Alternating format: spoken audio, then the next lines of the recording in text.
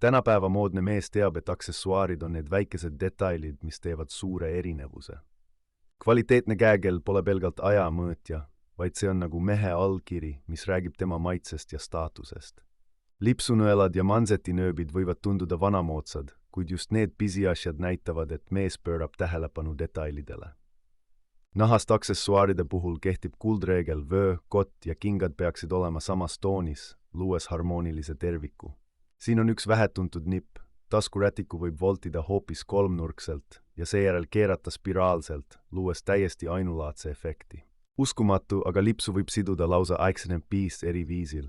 Üks põnevaim neist on Eldridge sõlm, mis näeb välja nagu kalasoomused.